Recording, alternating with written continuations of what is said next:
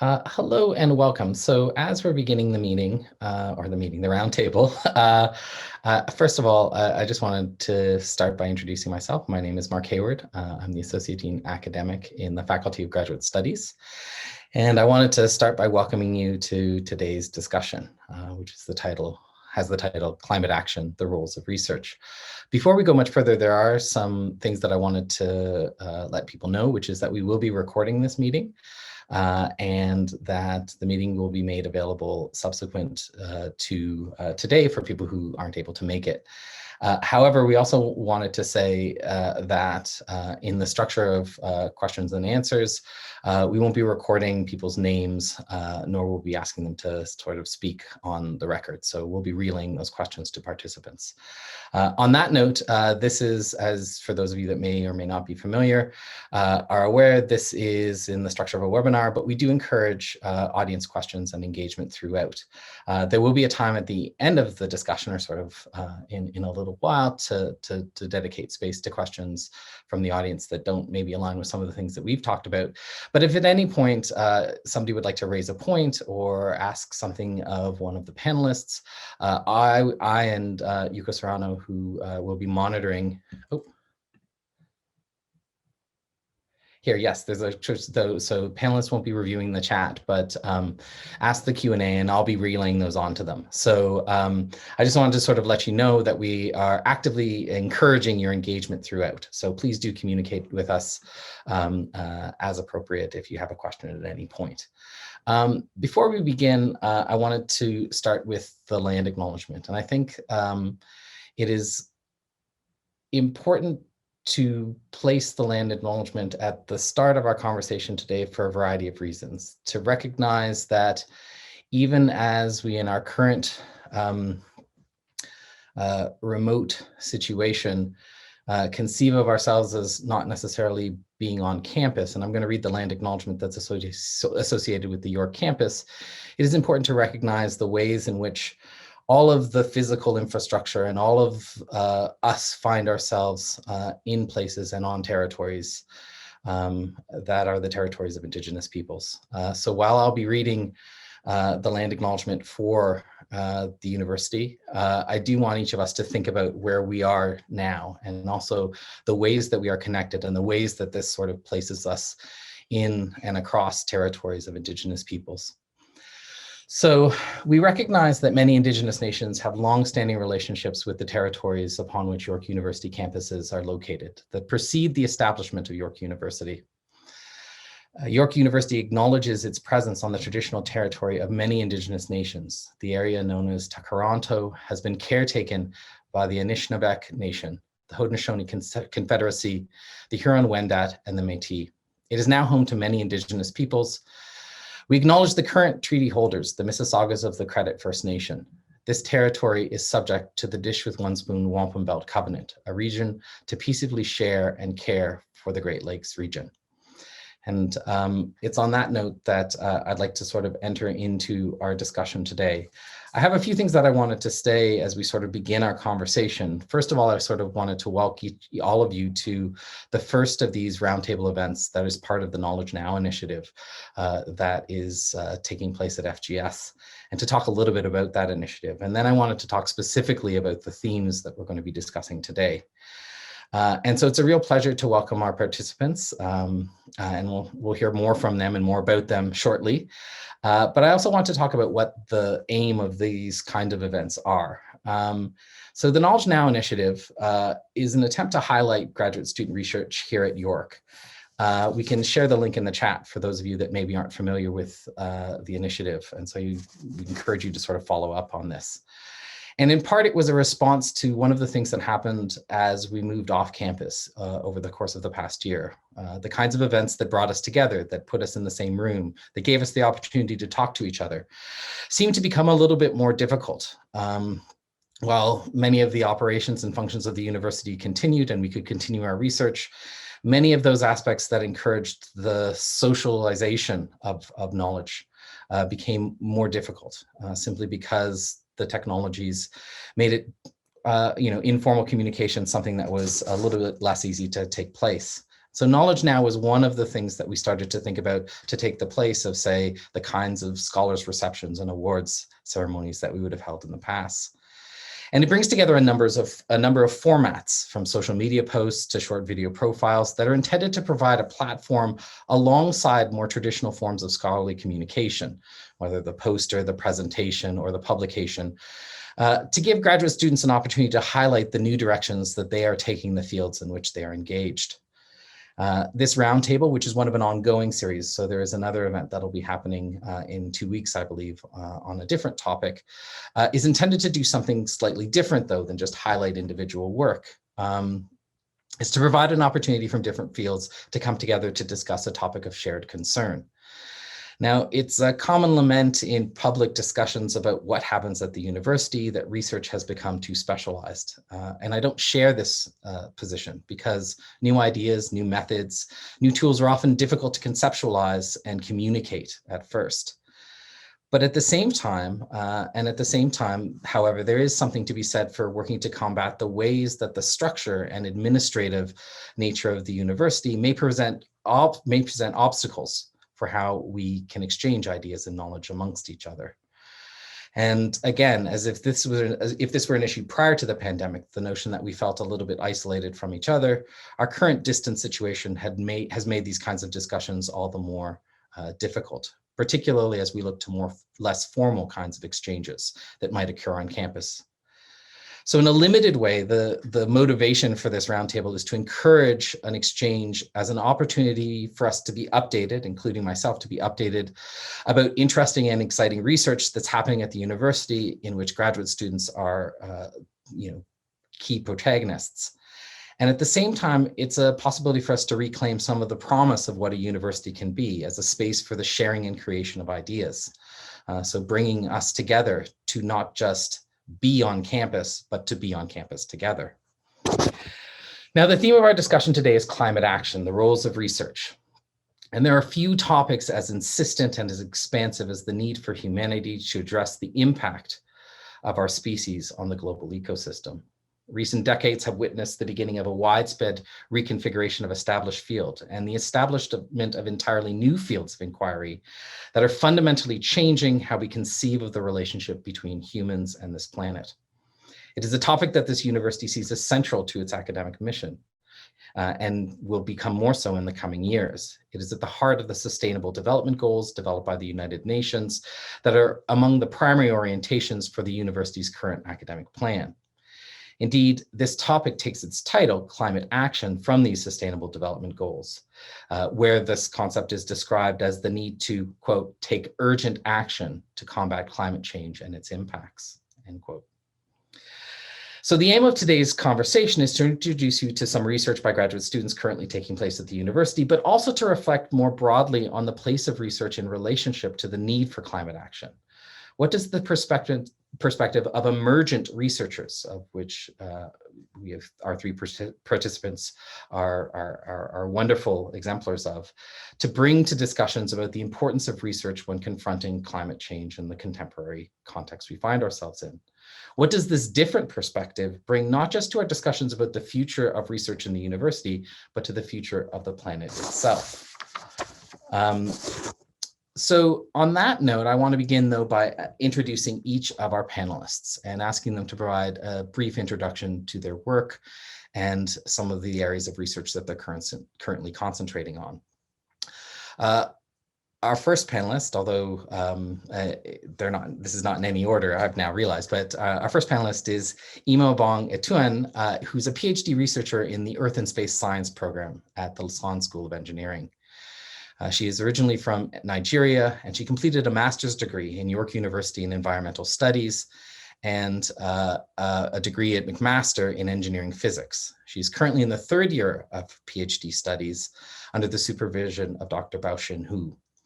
Her work explores the changing climate in Northern Ontario and how this has opened up new economic opportunities. And she examines how the way that greenhouse gases produced in that region from forest and agricultural activities might be monitored.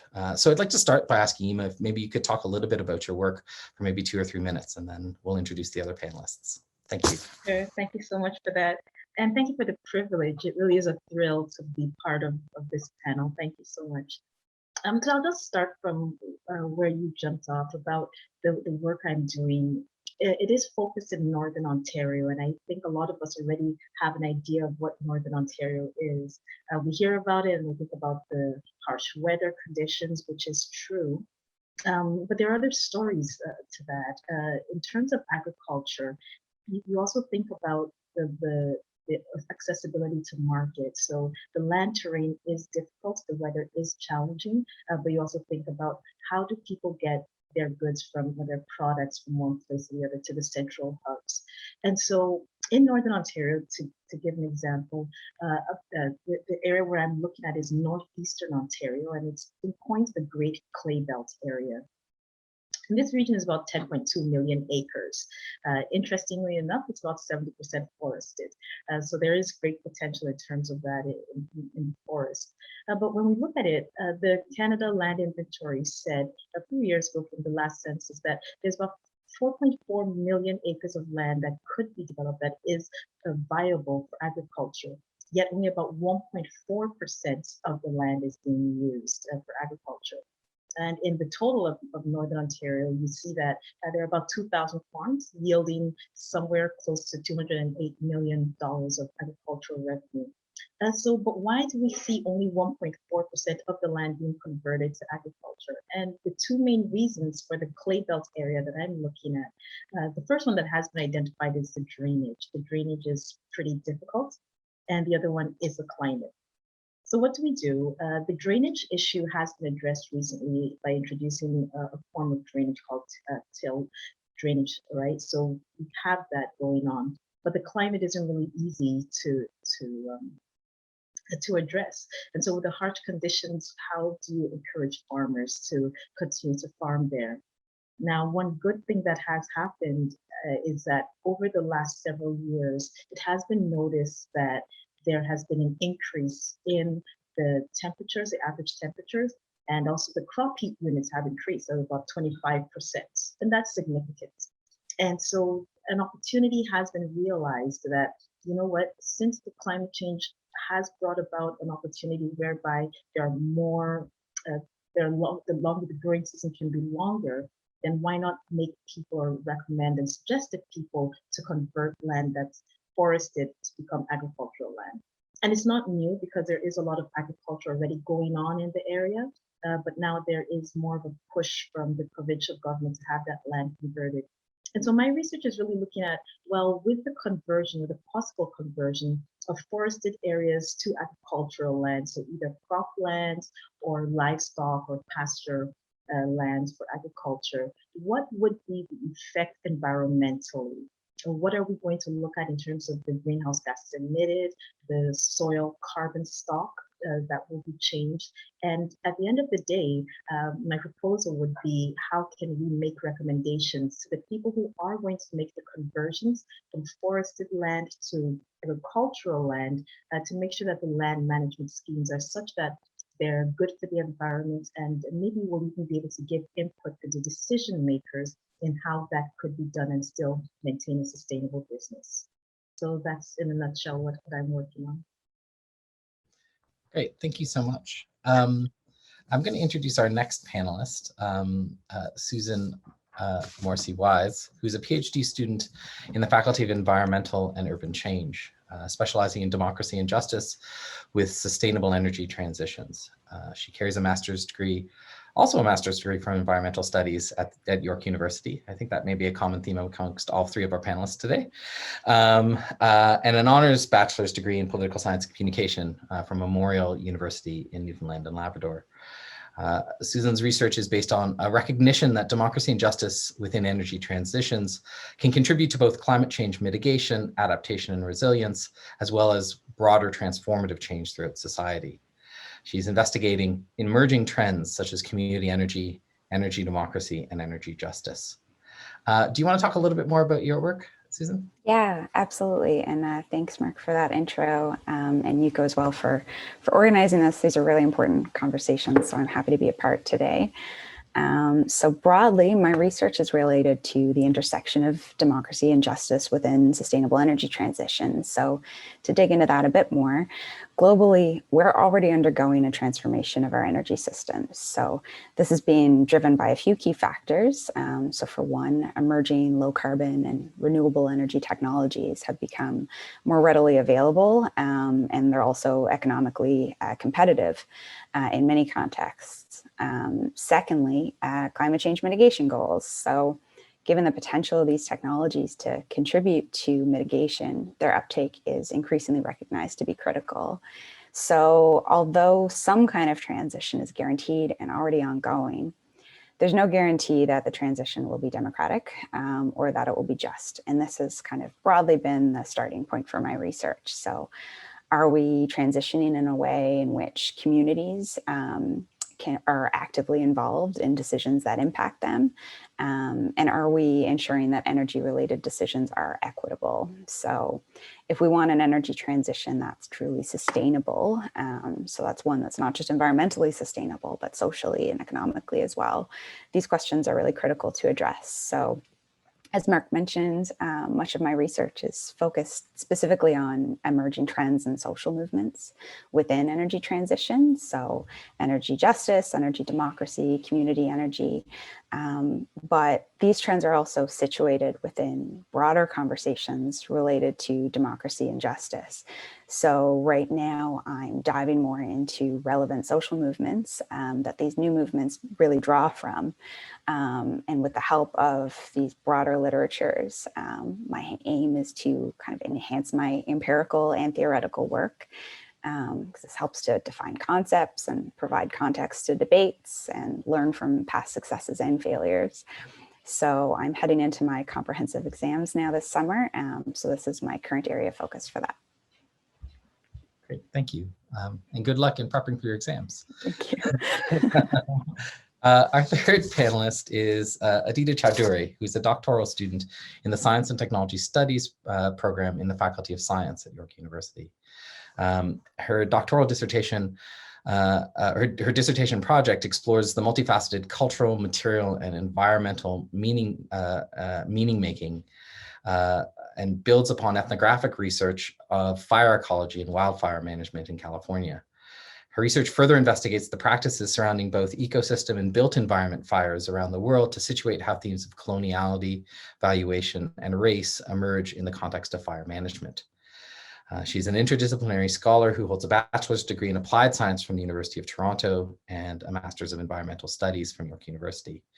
And she was recently awarded Ontario Graduate Scholarship and an Enbridge Graduate Student Award that recognizes scholarship in environmental sustainability.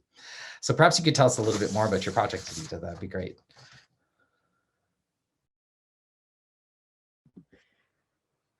So thank you for that introduction, and I'm really happy to be here. This is a great way to connect with people working on similar themes across the university that I probably would not have connected with otherwise. Yeah.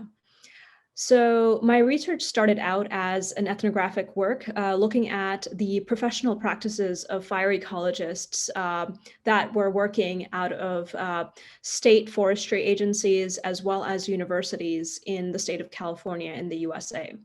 However, as my research showed that fire ecologists actually operate on a certain kind of partnerships globally. So even though that ecosystems themselves require certain specific kinds of fire management that is appropriate for them. So for example, California's fire regimes is very different from that of like Alberta or BC.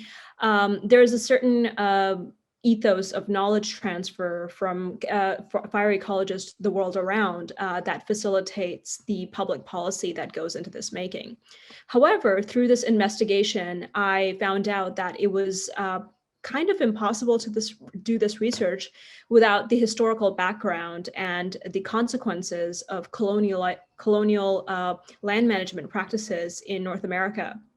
But even in places such as Europe and elsewhere, where this history is not prevalent or not prevalent in the same way of settler colonialism, there are certain strains of what has been described as racial capitalism that is governing and elucidating the way that fire management takes shape. So, you know, one of the things that came, because I had the luxury of being able to read about your projects in advance and to look at your sort of you know, trajectories moving to this point in your research and in your careers, and to think a little bit about them. One of the things that really struck me off the top was sort of both how very different but also intersecting the work that each of you are working on comes to mind.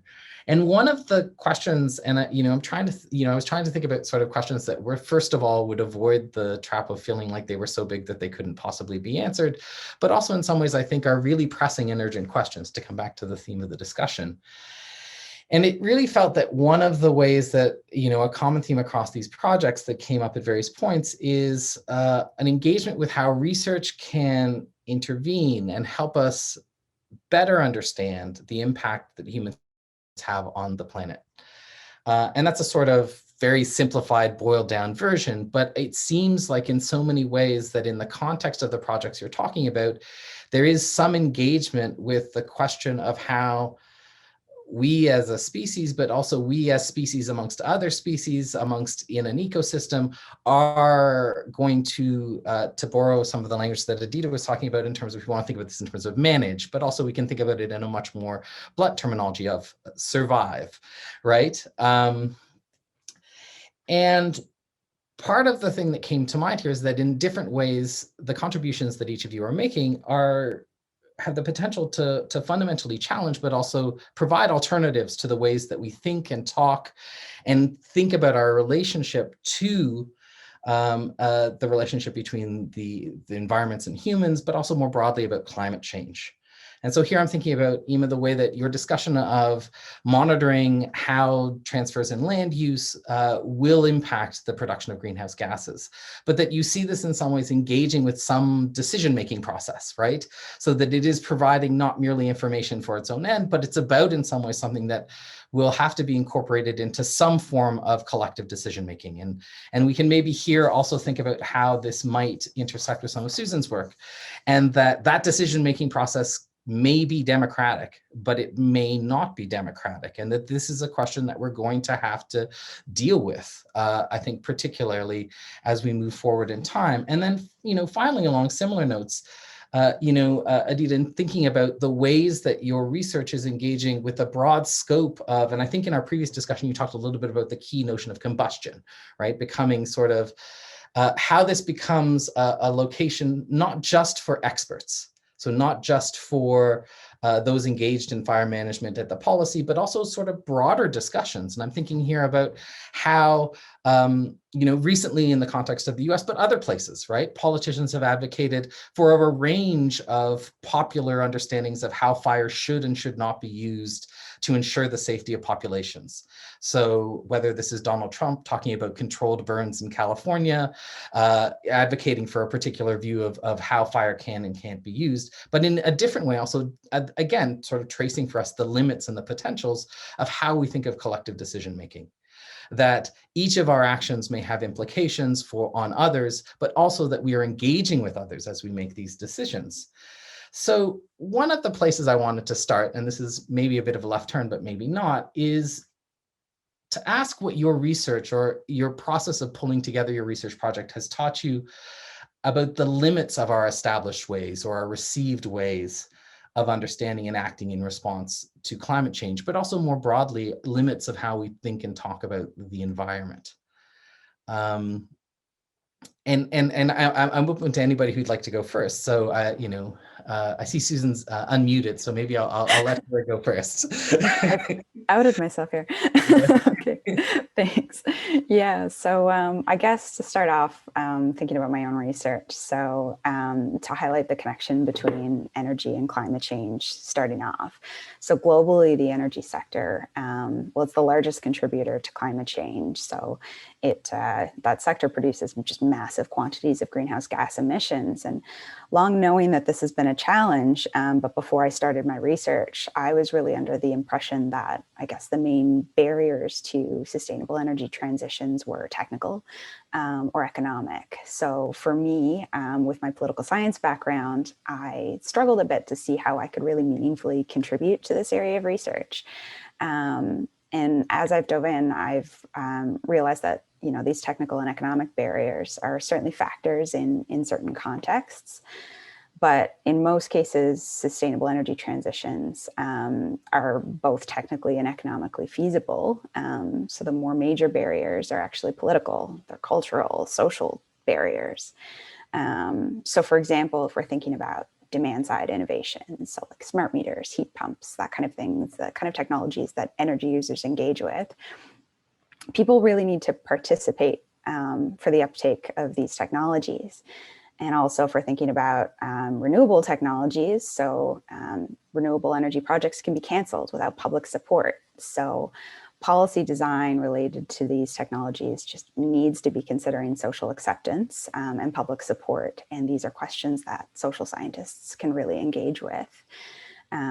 So this for me connects with newer modes of decision making, where we need to be thinking about engagement processes. First, I believe, as a moral imperative that communities have control over decisions that impact them. But also, even if we're just thinking pragmatically, these are still really critical questions. So if communities feel like they've been sidelined or misrepresented, there's a real risk that we can further entrench social divisions and negatively impact social trust. And of course, these are really major problems right now. So there's a real potential to harm the engagement of these communities when that engagement is really critical. So I guess just to sum up and thinking about climate change, there's this common misconception that we either need to prioritize like strictly reducing greenhouse gas emissions versus we need to think about social impacts. But these issues are all the same thing. Climate action involves people, and we won't be able to move forward unless we have all kinds of people on board. Thank you. Something that comes to mind here, and I might, I mean, I don't know if anybody wants to directly respond to some of what Susan said. I'm also sort of thinking, so maybe I'll let that happen, and then I have a few follow-ups I kind of want to ask. But does anybody want to sort of speak to that? But otherwise, I mean, my question actually also, I have a question, Ima, sort of working in a field where it seems in some ways like your project is, the framework of it seems like it's focused on resolving a set of technical or of problems. But nonetheless, I think you're also sort of thinking in the same way around these questions of how does this information get structured, or how can this information be produced in a way that can feed back into these sorts of decision-making processes. And so maybe I think one of the questions, I'd sort of put to you, from coming from a very different field in some ways, to what is the same sort of analog moving from the technical to the social in that way in your work? Yeah, no, very good. And I really like what Susan said. Those are really good points. We have seen an uptick in that. And it's really good to have conversations like this and the conversations broadly that have been occurring. One thing I have been encouraged with in my work is actually seeing the willingness, I should say, of the provincial government. So I'm working within on the provincial sphere, I would say, just because of where my research is and who's funding it and such things. But I have seen, I would say, a willingness on the part of the government to understand that there is an impact that our lives are having on the environment, and also understanding that they don't have all the answers. And so I like that there has been an opportunity to open the door and say, well, let's have people who are experts to advise on this and what should we do. And so that's where this comes in. where we would hear broadly that our actions are affecting the environment, and that has been part of the discourse for years. But what do we do about it? It's not just thinking, well, that's how it's always been. Like if I think about my area in the agricultural sphere, we think, well, we always have to use diesel engines. There's nothing we can do. I mean, cows are always going to produce methane. There's nothing we can do. But then understanding, well, maybe what else can we do? Yes, the methane is going to affect the environment because of that greenhouse gas that's emitted. It has very high heating potential. But what else can we do? And so I'm pretty encouraged by the government allowing people like us to say, well, maybe we have some technical solutions, some technological solutions that can be used to advise on these things. That no, we're not going to tell you how to plant your seed. We're not going to tell you when to do your harvest and such, but we can tell you that there is some environmental effects and maybe help in advising towards the mitigation of such effects, and also providing tools that could even help you to monitor day by day, month by month, what you're doing, your activities are doing, and how that effect is coming out in terms of the carbon stock or the greenhouse gases emitted. Okay, thank you. Aadita, I see you nodding. I have something I want to sort of follow up with you, but do you have something that you want to speak just directly to something that Ima or Susan had said? Yeah, I was actually just going to echo that. While I also came from a very technical background, I kind of saw the challenges in climate change action, whether that is introducing new technologies or reconsidering the ways that things have been done for decades, at least, if not hundreds of years, is that there is a slow uptake in sort of understanding why this is necessary and the individual effects that it has on people. And so I'm kind of like beginning to work at the level of theory and discourse, which I'm hoping will have the impacts on the energy sector and the sort of the ways that we are talking about land use that are inclusive of conversations about new kinds of technologies that are more efficient, but also reconsiders the way that we have been taught that there's a particular relationship to the land that is based on ownership and stewardship rather than being with, which is the level at which I'm kind of considering these things. And what would it mean to have democratic and just energy transition based on what Susan was talking about when we consider the more than human?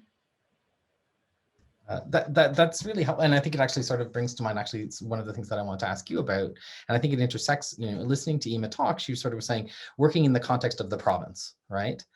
Because that's the level at which some of these policies and these processes are being deliberated. But it does raise a question that my understanding that comes up frequently in discussions around climate action is the question of scale, right? And I'm thinking here, Aadita, about how you were talking about both the local ways that fire management is addressed, but also the fact that California's policy intersects, or even California's forest management policy intersects with its urban fire management policy, intersects with national understandings of knowledge around how fire and combustion can be managed. And that this, I think, sort of comes back again, maybe to a question for each of you in some ways. If climate change seems immense and inescapable, at the same time, action is required. And how, in some ways, if you're thinking at the level of discourse, how does discourse help us provide maybe a scale for understanding our interventions and effects?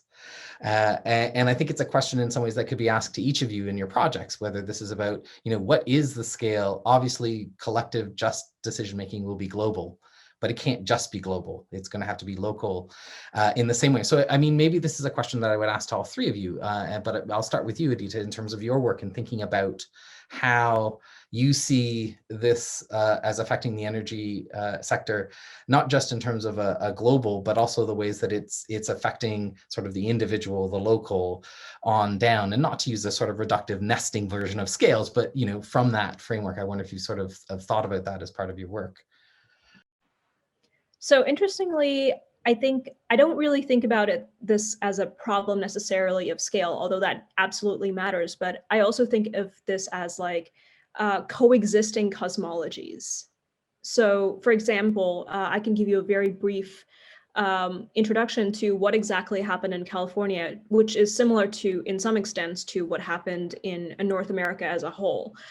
There were traditional fire management techniques that have been used by indigenous peoples in these lands for millennia, which involved a certain kinds of practices that made sure that certain plants were more likely to thrive and certain animal species were more likely to thrive, which made up the food systems that indigenous people relied on. However, this also meant that there were frequent burning practices that were done on the land. When European settlers arrived, they saw that there was a lot of forests with a lot of potential for timber. However, the way that they saw what was happening on the ground is that they perceived that the timber product was being mismanaged. And this led to a level of miscommunication, which then led to the systemic violence and removal of indigenous people from the North America as a whole and elsewhere. But, people were talking about sustainability even back then in different sort of ways. Combustion as a driving force for the Industrial Revolution meant that more people, from a certain perspective, could have access to goods and markets. And for some people, that is what sustainability meant, that the environment was something to consider, was not really as explicitly part of the conversation. And this is very much tied to, I'm currently in the UK, and the way that the UK sort of class system perceived certain spaces as wastelands. And so they were made lucrative for capitalist expansion because it was just lying there. It has no other purpose, so we should build factories there and so on, without very deep understandings of the ecological processes underlying the so-called wastelands that were servicing the wider community. So in our current parlance, we kind of talk about these things, so-called wastelands, in terms of the ecosystem services that they provide to a community. However, in my own analysis, that is still sort of towing the capitalist bottom line, that everything, we have to make an appeal to capital and make it make sense in terms of valuation. And the way that valuation often works is it is very much raced and classed. And once you see that, as I did, it becomes really difficult to unsee. So even when people are talking about innovative technologies and ways that we can innovate ourselves out of these crises, we also need to think about the entrenched level of social division and social hierarchies that have been put in place that have led to the climate crisis. And even today, as various UN reports would show, that the people that are suffering the most from climate crisis and will continue to do so are people from which there was an extractive relationship. So people from the global south, but also people in the global north that are otherwise marginalized. So women is actually one of the, women as a whole are a demographic that will continue to be marginalized further by climate change. And same with communities of color and Indigenous and Black communities within the global North, as they are already subjected to environmental racism in urban planning, but also in terms of the way that the planning going forward might not or might include them. Thank you. Yeah, and that's actually very helpful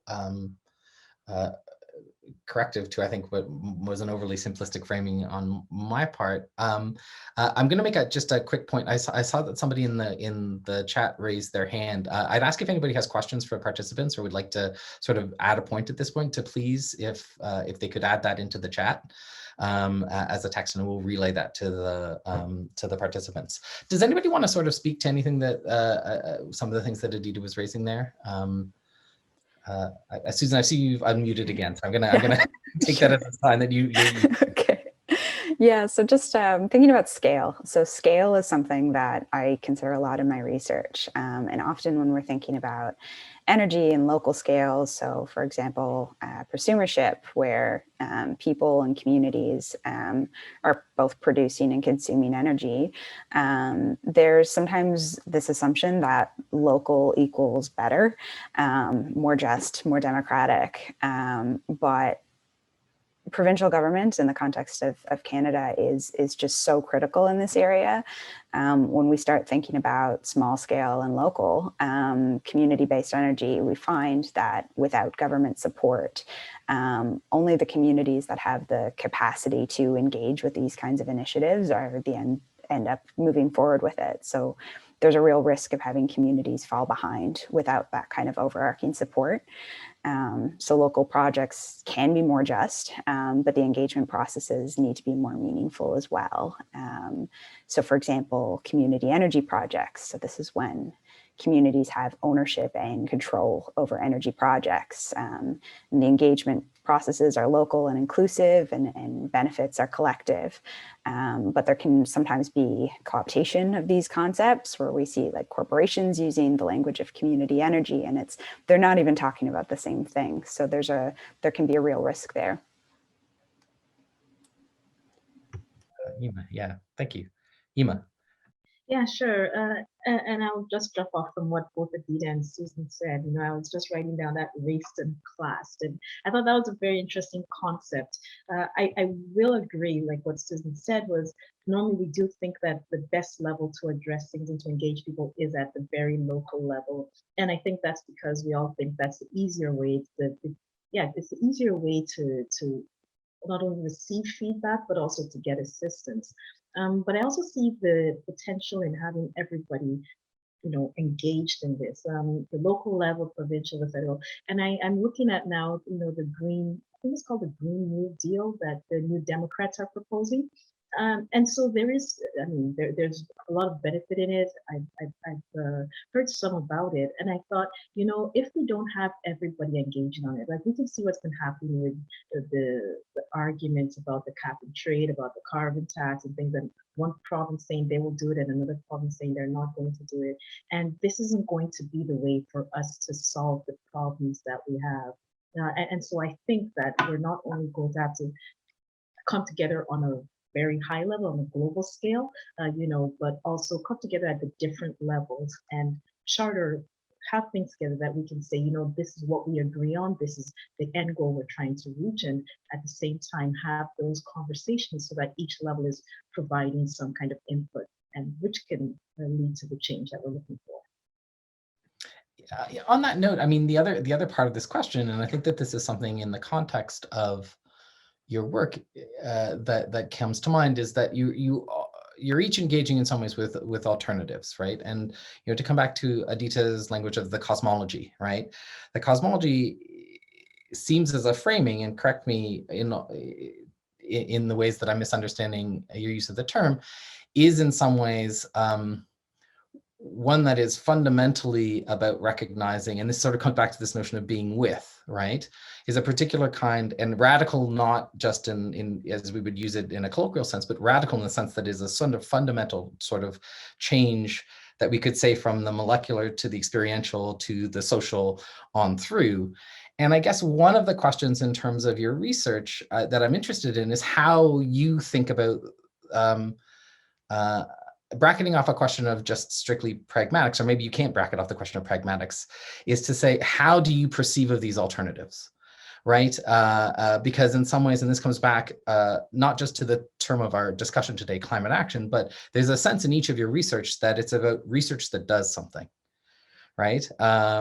And so when you're thinking about that, the alternatives in some ways, or in some ways that transformation that you're bringing about is in some ways invoking an alternative way of doing things. And so in your work, how do you sort of engage with that? Or how are you thinking about the potential for alternatives through your research?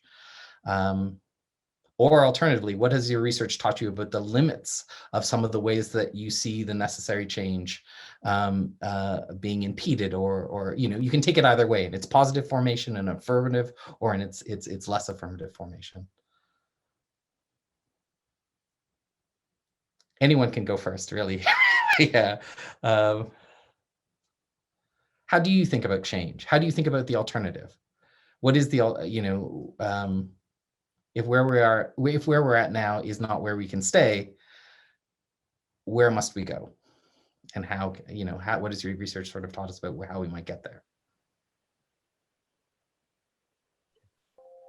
Yeah, so I mean, I will talk about how my research is trying to get to the alternative, and the alternative, I think it's not too far away. But the good thing is that there's already an awareness that there is a need to change, but because a lot of it is being driven by economics, we have that triple bottom line that we talk about for a sustainable business. So we're not only trying to be economically viable, but we're also trying to be aware corporately, and our social responsibilities should be high. And as well, we're also going to be kind to the planet and make sure that our environmental footprint isn't too high. And so in that term, the stakeholders, the main stakeholders that my research wants to help and assist are the people who are engaging in the conversion of land from forested land to agricultural land, and that would mostly be the farmers. And so what are we seeing? We're seeing that there is a willingness to hear what we have to say. I was privileged to take part in the stakeholder engagement forum last year. It was still pandemic, so it was the year before.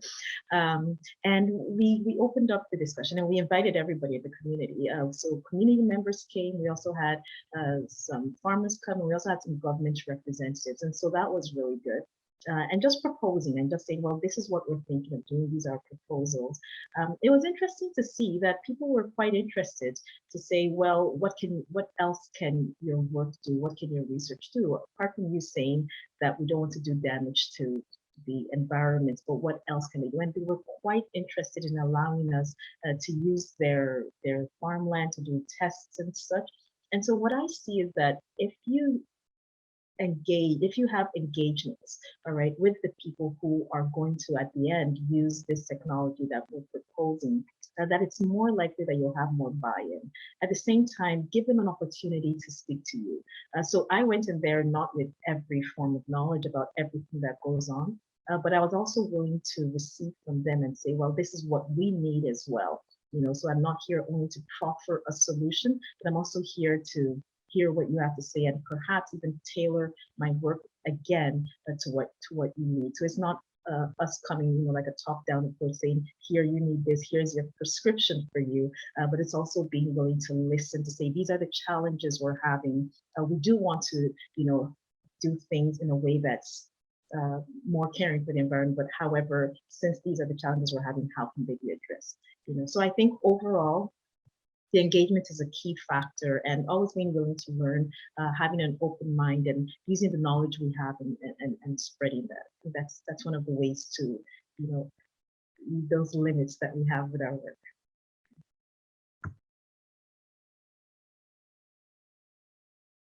Does anybody want to speak to that further? Because along those lines, I mean, something, and this might actually, and this is sort of a question I'd planned to come to a little bit later. I mean, following on what Ima raised, I think it asks questions, one, about what and how we think about what research can do. So if we think about the subtitle of the panel being the roles of research, but I think more broadly, you're asking actually another question or as well, which comes to mind, which is to say, in part, the structures of the university and the structures of knowledge production that we live with are grounded in a particular social, economic, cultural system. Even if we want to trace the long history of the university back, the university in the form, particularly an institution like York University, traces its origins in some ways to the post-war Fordist capitalist mode, both of industrial production, but also of knowledge production, right? That this is a particular kind of institution.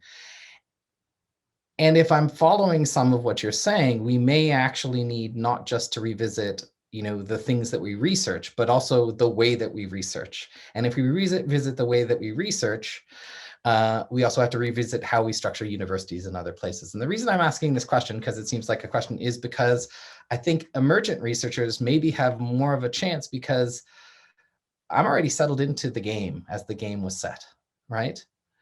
That's the thing, right? That the mid-career, it's difficult to upset the boat, although that's the promise, right? That you achieve security in a position so that you could then upset the very system that put you in those positions. But we all know that what that effectively often may mean is that those people who are most upsetting to that system may actually not be invited to participate in it. So, I mean, part of the question I would maybe ask, building on your research, because it is about democratic engagement, because it is about transformation in all of these ways, what and how might we begin, from your perspectives, to think about research slightly differently, about how we structure it, how we fund it, who we ask to participate? All of these questions, I would be interested to hear any insights that maybe the work that you've been doing brings to these sorts of questions. Oh, you unmuted, Aadita, so I'm gonna let you go first. Yeah. Sure. So I'm actually thinking a lot about what both Susan and Emma have brought up about the scales and the community relations with the broader sort of organizing structure of the state or the region or the province, doesn't really matter. And one of the things that I have found in climate research and climate action oriented groups, and I'm thinking in particular about my experience a couple of years ago working in sustainable procurement with the United Nations Environment Program. And there was a very vague but sort of underlying assumption that all the countries that are participating in it are, regardless of their level of development, and we can go into understanding what development studies actually means and what the assumptions about the level of development of a particular country actually reveal about the world system that we live in today, is that there's an understanding that there's going to be continuous and constant economic growth. Like that was something that was always going to happen. Otherwise, the solution was unsustainable. And so within that assumption, there's an underlying assumption of capitalism being one of the fundamental criterias which has to be taken into consideration when implementing solutions. Because if there is no growth of the economy, what's the point? That was something that is often, in the most sort of progressive institutions, that's something that has been touted out over and over again. And I want to kind of trouble that because, even with the Fordist capitalist model of academia that you've talked about, there's this idea that we produce knowledge and we produce solutions to social problems. What if we instead kind of produce provocations that were not the complete solution to even like one part of society's problems, but just kind of reroutes our thinking away from the paradigm that assumes capitalism and a particular structure of the state as a given. So that's kind of where I ended up. I worked in mining consulting in my first life in Canada, and now I am trying to like do kind of research that ended up being a critique of capitalism rather than the ways that I initially started out, which was very technical. So I'm wondering what we would even consider as productive research in a place that is already unsustainable, That's a great question.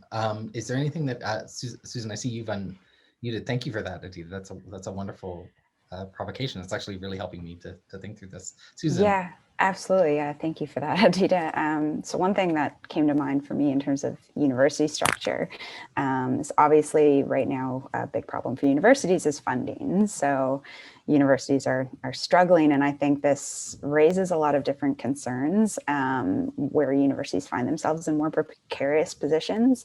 I think one thing we should be wary of is an overabundance of connections with industry. So on the one hand, connections can be really positive for students who get paid internships, and certainly collaborations with industry can be really important to research for a lot of reasons. So I don't want to completely disparage it, but on the other hand, when there's a lack of connections with areas of society that don't have that same kind of large financial backing. So for example, connections with activism is something that's obviously really critical for climate action, especially since there's so many inspiring and important social movements in Canada and globally right now. So I think there's an opportunity, and maybe the better way to put it is a responsibility for universities and research labs to facilitate connections, not just with industry, but with activism, with social movements, community groups that share interconnections and overlap with the research they do.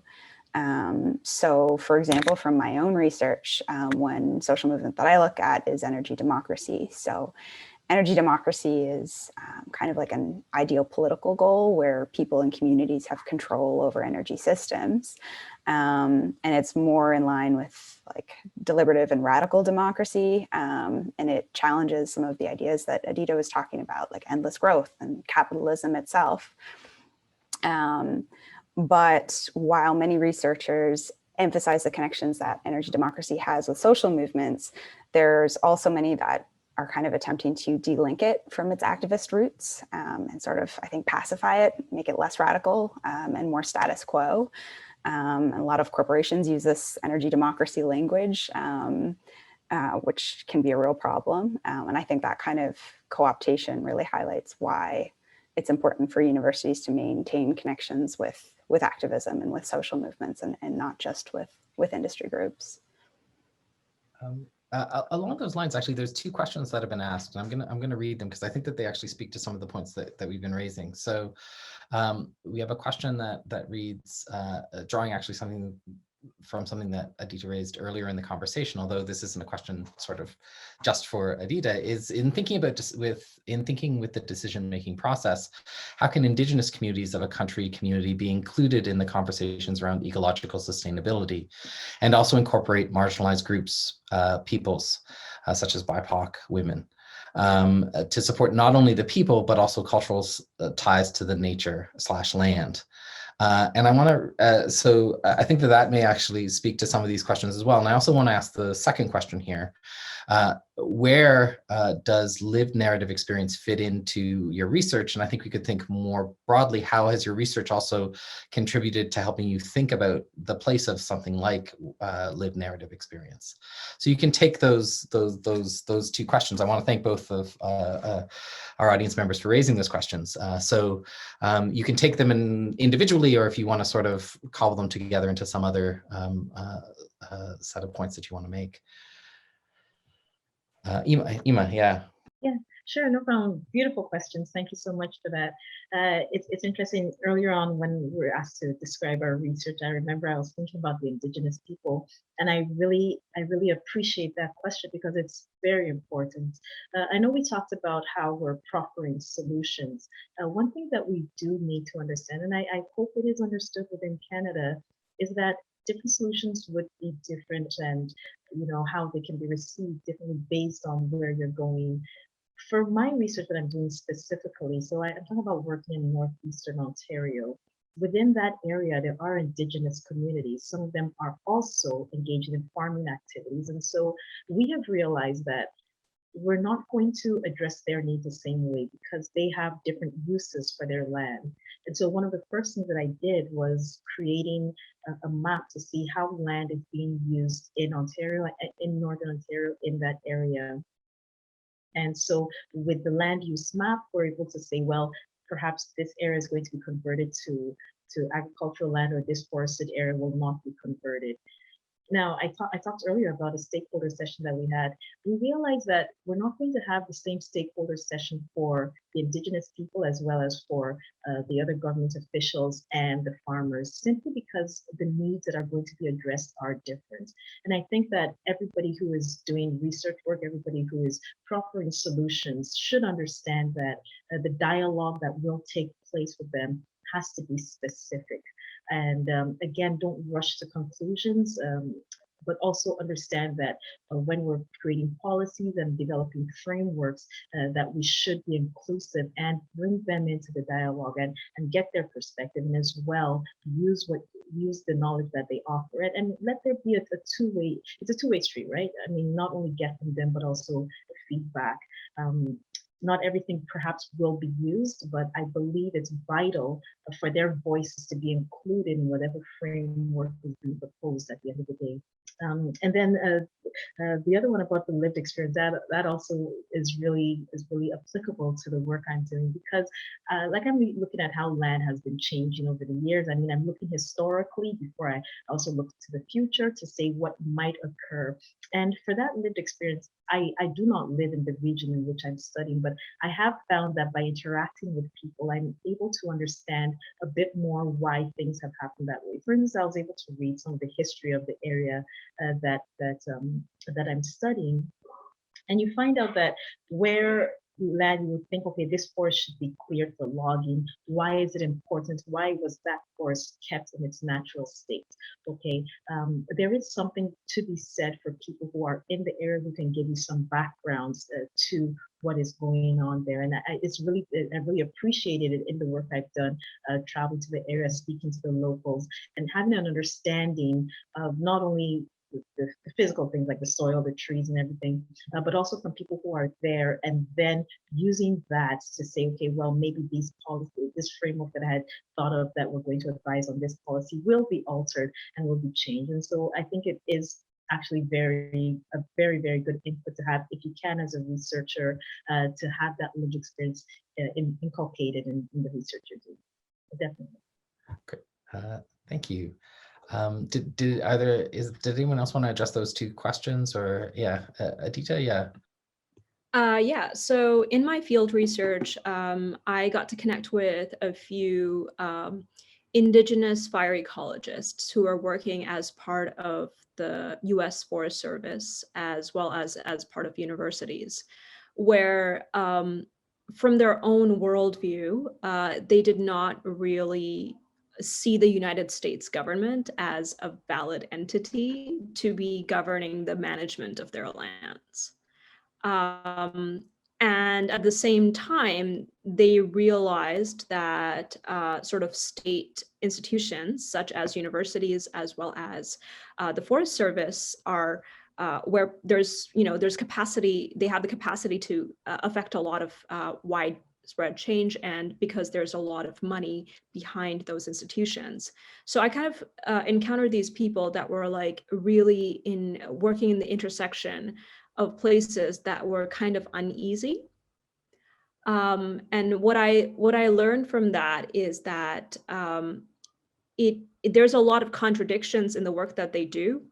However, there's also intimate connections that these people have facilitated between these state agencies and organizations like the Ama-Mutsun Land Trust, which is a land trust belonging to a tribe in California, which are very like affiliated with movements of decolonial work, and also like land back movements. So repatriation of indigenous land. So I based on what Susan was talking about earlier, there are ways that certain BIPOC communities are engaging with state institutions and subverting the way that they're ordered in order to make way for more radical change, which I find really interesting. And I find that and I find that really a huge contrast to the way that corporations perform corporate social responsibility, which often, not always, but often acts as a veneer for greenwashing. So I sort of see it both ways, but that was one of the examples that I came across that was really influential in my work and my thinking. Susan, go ahead. Yeah. Yeah. So I don't have a lot to add because those were really great points. But one thing I would add is that when we dive into this kinds of research, we see more that there's no silver bullet solutions here. There's different strategies that will work in different communities, and we need to look at our research contextually, where different communities are going to have different motivations and different goals. And sometimes there's some tension here. So while it's definitely the case that government support is critical, sometimes we can have government stepping in and proposing a set framework that communities are expected to follow, and that can present a real problem. So for example, in Canada, Indigenous communities have engaged in community energy initiatives and local energy planning. But some problems have arose when there's an over-reliance on consultants to meet the standards set by governments to get funding. And this can result in energy planning that really isn't in line with what communities want. So what would be more valuable is balancing that top-down support with bottom-up agency and power for communities. Thank you. I want to remind the audience at this point, if they have any further questions, that they're free to type them into the chat. This is sort of the time that we had set aside for that. I'm taking these points to suggest both the subject matter, but also the practice of research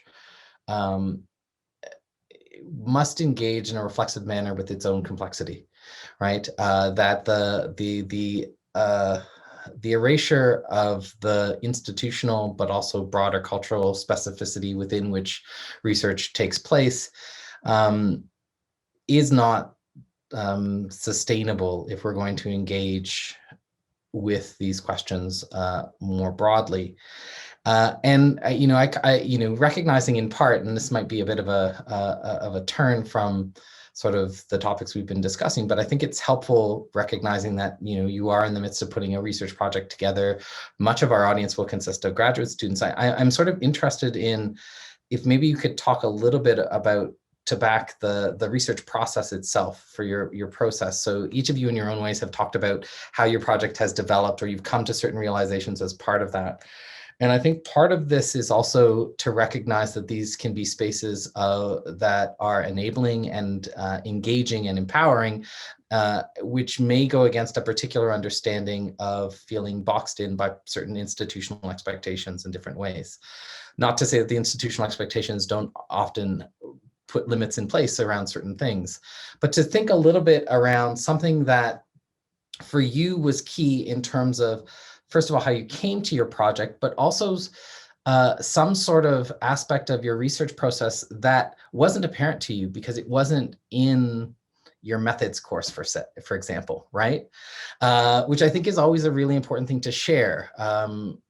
People will often recognize the ways that what is described as the hidden curriculum reinstantiates forms of racial, gendered, class exclusion, but to also put alongside this to recognize that there are all sorts of ways in which students mentor other students, and that this is so important for how we can support each other as a faculty member learning from students and so on. So, it's slightly a different direction, but I think it does sort of speak to the ways that you've come to these wonderful research projects and what you've learned about what is possible, but what might be still difficult nonetheless in terms of the kind of work that you're doing. So I was wondering if maybe you might be able to speak to that, however you see deem appropriate.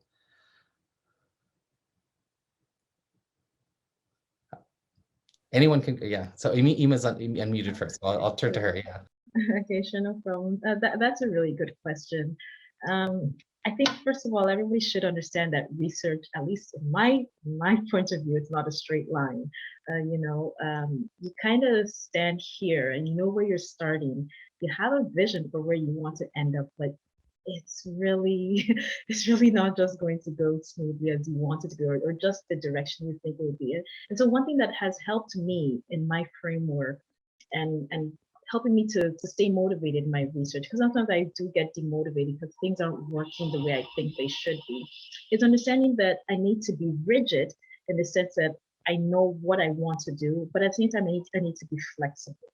And that just means that I won't always get my answers from the places that I thought I would get my answers from.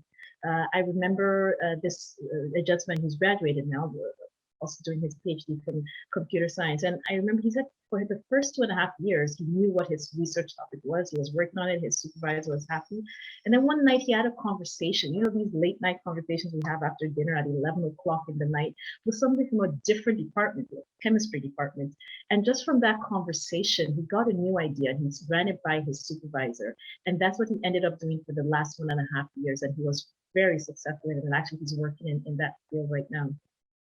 And so what I'm trying to say is the rigors of research are such that you have a goal in mind, you have a plan in mind, you have an objective you want to achieve. However, there are going to be twists and turns along the way. And so I found that just being also open to different sources of information is really helpful. I've heard it said that as much as you can, attend grand events, read great books, be in places where you can be exposed. And I'll give an instance for this panel today. I remember when the call out was first made, I didn't even know if I would be a panelist, but I had already put it in my calendar to say I want to attend. Now, what does that do for me? I found that by attending different seminars and workshops, it opens up my mind. I've gotten ideas from places. I would attend somebody's thesis defense and I would get some ideas. Oh, maybe I could try that in my research, or just creative ideas or just inspiration. Opening yourself up to different sources of information, I think it would really help in channeling how your research is going to be, how your work is going to be, and also understanding from other people that even with the twists and turns, you can still arrive at where you think you're going to, where you want to be. So things aren't always apparent in the sense that how things are going to traverse. For instance, I can give for myself, some of the data I need for my work is getting the history of the forest fires that have occurred. I need to understand the insect damage that has occurred in the forest in Northern Ontario. And I found that I wasn't able to get all that data. I thought I would just go to the York Library, go to the map library, get some assistance, get all the geodata I need in 6 months, boom, I'll have an answer. But now it's been 3 years and I still don't have an answer. But just understanding that there are different ways that I can say, okay, well, I wasn't able to get all the forest fires that have occurred in the last 20 years in the area, but I could use other things like the Landsat burn index perhaps, and that would be an indicator of where a fire had occurred. So being open to different methods of learning, being open to different sources of information, and being flexible, I think that really does help in the research path. Right. Thank you. Susan, yeah. Yeah, so just to follow up on that idea of openness, because I think, that's a really important point. So for my doctoral research, my doctoral research really followed my master's research. And basically that was because my master's research showed me how little I actually knew. And I think that's something that happens quite naturally. The more you learn, the more you realize that there's huge gaps in your knowledge. So for example, I realized that coming from my social science and political science background, I had real gaps in my knowledge related to sustainable energy transitions themselves. So what's unfolding, what needs to happen, and what's technically possible. I needed more knowledge there. And also when considering democracy and justice, I found that my conceptual understanding risked being fairly superficial without really exploring like historically situated social movements related to those issues. So I would just say that the knowledge gaps have been kind of the driving force for my doctoral research. And I guess to connect that to like a broader lesson, I think awareness of what we don't know is something to really hold on to. So no matter how far along you are in your studies, it's probably important just to never really think of yourself as an expert, because even experts have so many blind spots, and there's no point where you should just stop learning. Thank you. Aadita, do you want to add anything or? Yeah. So openness and the meandering path through research, which both of you have kind of addressed. I feel like I'm kind of the poster child for this, because prior to settling on my current dissertation topic, which I'm writing up, I changed my dissertation topic in wildly different areas. And I was allowed to do that because STS is a very broad field. However, I kind of settled on studying fires and wildfires specifically because it's a global phenomena and there's different ways that it can be engaged with. So I completed my fieldwork in June of 2019, and that was very lucky. And I had after that gone off to a workshop that was held by historians of science and environmental historians that were talking about narrative as a means of uncovering underlying social truths and patterns in sort of wider social movements, but also cultural and intellectual movements. And this event happened after specific noted urban fires in, the Grenfell Tower fire in London, as well as the Notre Dame fire in Paris, the cathedral fire. And as I began to sort of shuffle through the news reports that were coming out of this, I sort of started noticing and paying attention to the media reception and the analysis, as well as the state response to both of those tragedies. And believe it or not, even though they were very far away from the forests of California and North America as a large and situated in very urban settings that were very, very different, there was a thread that connected both of them in my research, that I was able to do that based on the fact that the material ingredients of both of those fires had connections up in their supply chains. And the responses of the state had implications. So it kind of forced me to consider other kinds of methods and other kinds of theories. But I think what I came away with was a deeper understanding of the drivers and the treatment of combustion events within sort of late capitalist Western liberal democracies, which I find is really valuable. But I don't think I would have been able to do that if not from input from people outside of my own field of study. So people who are using very different methods for very different aims that are doing very humanities-based research. So I would actually consider myself at the intersection of environmental humanities and science and technologies at the present because of this. I mean, that's great. Thank you. It's really helpful, I think, in a whole bunch of ways, because I think it also then speaks back to, I think, the broader sort of research topic, which is to say, if we think about the notion of climate action, the complexity associated, I think that the necessity of engaging with, as you sort of, I think somebody used the term, the things that you don't know, or the exposure, like that's going to necessarily be, I think, for me, thinking about research as a process as opposed to the performance of perfection.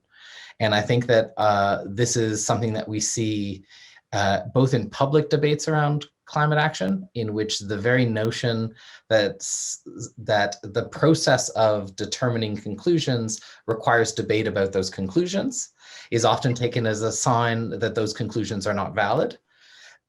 Pairs in interesting ways with the very notion and the anxieties around professionalization and the presentation of perfection with one's work, right? And so that there, I always think of the image of going to give a conference presentation and the response being that one must arm oneself against all the questions that may be asked, since the notion that you could just say, I don't know, but that's a really interesting conversation we should have, seems like something that, parts of the academy actively dissuade people from having. So I really want to thank all three of you for those. I believe that there may be, I wasn't sure if there was one more question, but it seems to have not been asked. So on that note, because we are nearly coming to our time, I wanted to say a couple of things. First of all, I absolutely wanted to start by thanking all three of you for making time in what sounds like the midst of intense research at various stages,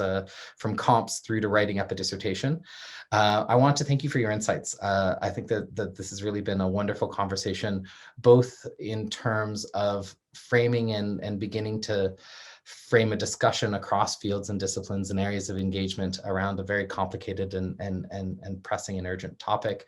But also, I think in other ways for sort of lifting the lid off of graduate research at York, and at the same ways, not doing so simply to say that, you know, things may not necessarily need to change in certain ways. And so I think I'd like to help, you know, thank each of you for sort of, you know, those points. On that note, I also want to thank Yuko, who's been managing the back end of this conversation in terms of facilitating questions and making sure that we all got online and that this is being recorded. I want to encourage each of us in our own ways to continue, one, to remain open to questions, but two, to remain open to conversations, since I think that this is a really important thing that in the context of the pandemic, we may have lost a little bit, but I think generally is harder to do than we often like to acknowledge. So again, thank each of you for your time today. Thank all of our attendees, and I hope that all of you have a wonderful day.